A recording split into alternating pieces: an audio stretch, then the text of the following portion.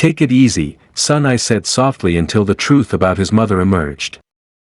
"Take it easy, son," I said softly, my voice trembling as I tried to calm him down.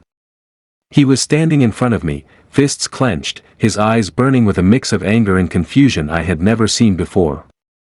My son, the boy I thought I knew so well, was suddenly a stranger to me.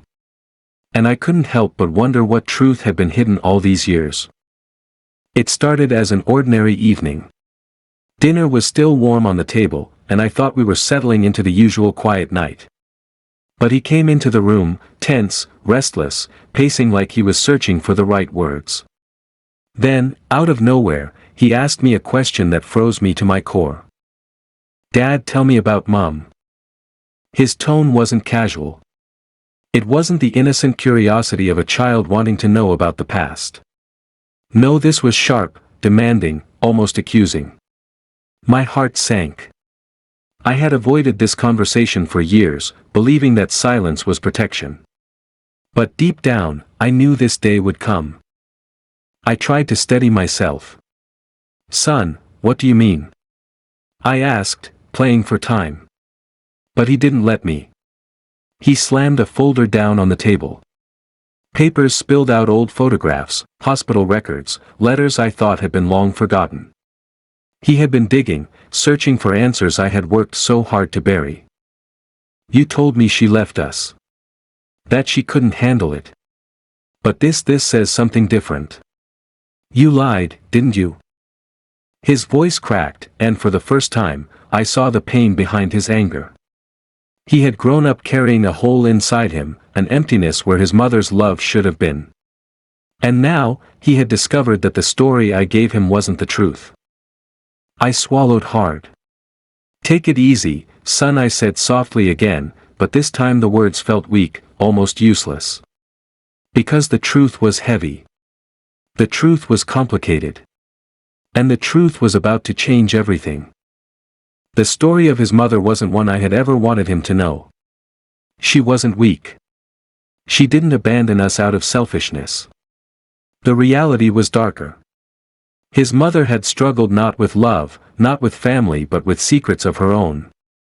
Secrets that pulled her into places I couldn't save her from. I sat him down and told him everything. How when he was just a baby, she had disappeared for days without explanation. How I would find her in tears, trembling, haunted by memories she refused to share. I told him about the debts, the people who came knocking at our door, the dangerous choices she made trying to run from her past. And then I told him the part that broke me.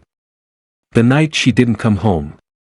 The night the phone rang, and I was called to identify her. Not because she left us, but because she was gone. His face went pale, and his fists unclenched. For years, he had carried anger at a mother he thought had abandoned him. Now, he was faced with the grief of a mother he never truly got to know. "Why didn't you tell me?" he whispered. His voice was no longer angry, but wounded, fragile. I took a deep breath, my eyes stinging. "Because I wanted to protect you. You were so young. I thought if I told you she left, it would be easier for you to move on, easier than knowing she was gone forever.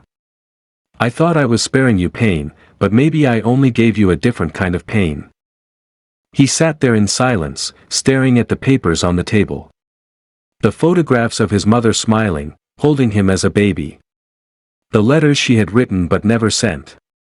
The hospital records that told a story of battles she fought silently, until she couldn't anymore. Minutes passed, but it felt like hours. Finally, he spoke again. "All those years, I hated her. I thought she didn't care about me. But all this time she was fighting her own demons. And you carried it all alone." I nodded, unable to speak. Because he was right. I had carried it alone. Out of love, out of fear, out of the desperate hope that shielding him from the truth would keep him whole. But in reality, it had only built a wall between us. He looked at me differently then. The anger had faded, replaced by something softer, though still heavy: grief, confusion, and maybe, just maybe, understanding. "I wish I had known her," he said quietly. Even if it was hard. Even if it hurt. I just wish I had the chance. Those words cut through me, because they were the very words I had carried in my own heart for years.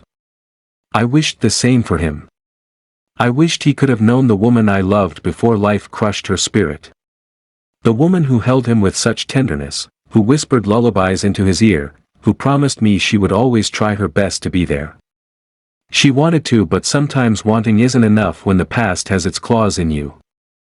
I reached across the table, placing my hand over his. For the first time in years, he didn't pull away. He let me. That small gesture was the start of something we hadn't had before: honesty.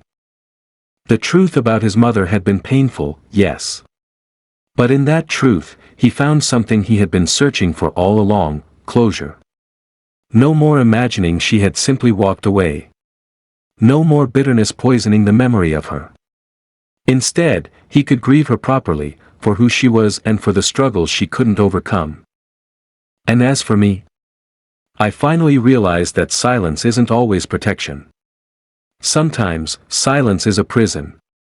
And by breaking it, I had given my son the freedom to see his mother not as a ghost of abandonment, but as a flawed, human soul who loved him more than he would ever know. That night, the house felt different.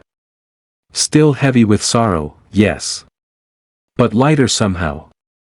Because for the first time, the truth was no longer hidden in shadows. It was out in the open, and in its own way, it brought us closer together. "Take it easy, son," I whispered again before he went to bed. But this time, the words weren't just a plea. They were a promise. That no more secrets would stand between us. That the truth, however painful, would always be better than silence.